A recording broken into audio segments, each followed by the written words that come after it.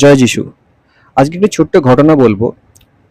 একটি 18 বছরের মেয়ে প্রভু যিশুর মণ্ডলীতে যাওয়া শুরু করেছিল এবং সে তার মণ্ডলীতে গিয়ে প্রভু যিশুর মণ্ডলীতে গিয়ে তার খুব ভালো লাগতো এবং সেক্ষেত্রে তার বাড়ির লোক সেটা পছন্দ করতো না এবং তার বাবাকে কেউ খবর দিয়েছিল আপনার মেয়ে কিন্তু ওরকম প্রভু যিশুর মণ্ডলীতে যাচ্ছে, তো আপনি একটু দেখবেন।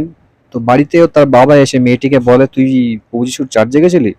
মেয়েটি বলে, হ্যাঁ আমার ওখানে খুব ভালো লাগে, আমি তাই জন্য যাই, তুই যাবি না? মেয়েটি বলে, না আমি যাব। তো মেয়েটি যাবে বলে, বাবার কথা শোনে না। তখন মেয়েটির বাবা দাদা মেয়েটিকে এত মারধর করে, মেয়েটির গা থেকে সমস্ত পোশাক খুলে তাকে পুরো রাস্তার মধ্যে বাজারে বার করে দেয় এবং বলে, তোকে আজকে থেকে আমরা আমার বাড়ির মেয়ে মানি না।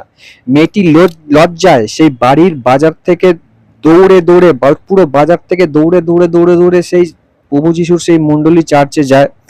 ওখানে গিয়ে একটা কোণে লুকিয়ে পড়ে। তো ওখানকার যে পাস্টার ছিলেন ওনার ওয়াইফ দেখতে পায়, দেখতে পেয়ে একটা শাল গায়ে দিয়ে মেয়েটির গায়ে দেয় এবং জিজ্ঞাসা করে কি হয়েছে। তখন মেয়েটি সব খুলে বলে। তারপর থেকে মেয়েটি সেই চার্চেই থাকতো, কারোর সাথে বেশি কথা বলতো না, বাইরে বেরোতো না। তো একদিন পাস্টারের ওয়াইফ বলল যে, চলো তোমাকে কিছু পোশাক বানিয়ে দেবো, দর্জির দোকানে তোমাকে নিয়ে যাবো। বলে, না আমি দর্জির দোকানে যাবো না, আমি ওই বাজার দিয়ে সেদিনকে দৌড়ে এসেছি, আমাকে সবাই দেখেছে, আমাকে দেখে সবাই হাসবে। বলছে, কেউ হাসবে না, তুমি চলো। মেয়েটি যেতে চায় না, তাও বুঝিয়ে সুঝিয়ে তাকে নিয়ে যাওয়া হয় দর্জির দোকানে এবং যেই দর্জির দোকানে নিয়ে যায় সেই দর্জির দোকানটা সেই বাজারের মধ্যেই ছিল এবং সেই দর্জির দোকানের যে দোকানদার মেয়েটিকে দেখে অবাক হয়ে তাকিয়ে থাকে। তখন মেয়েটি ভয় পেয়ে যায়, ভয় পেয়ে বলে, আপনাকে বলেছিলাম না আমার দিকে সবাই তাকিয়ে থাকবে, দেখুন।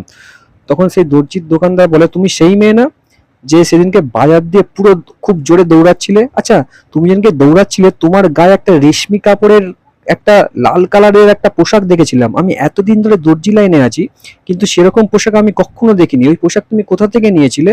আমি ওরকম একটা পোশাক বানাতে চাই।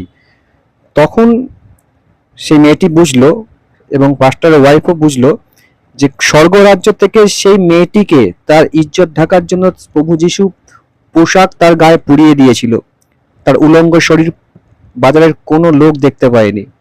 তো এটাই হচ্ছে বিশ্বাস। আপনারা প্রার্থনা করছেন, ভাবছেন যে অনেকে প্রার্থনার উত্তর পাচ্ছি না, কিন্তু উত্তর আছে, উত্তর সময় মতন আপনারাও দেখতে পাবেন। তো জয় যিশু, ভালো থাকবেন এবং প্রার্থনা করবেন নিজের জন্য এবং প্রতিবেশীর জন্য। আমি আসছি আবার নতুন কোনো ভিডিও নিয়ে। জয় যিশু।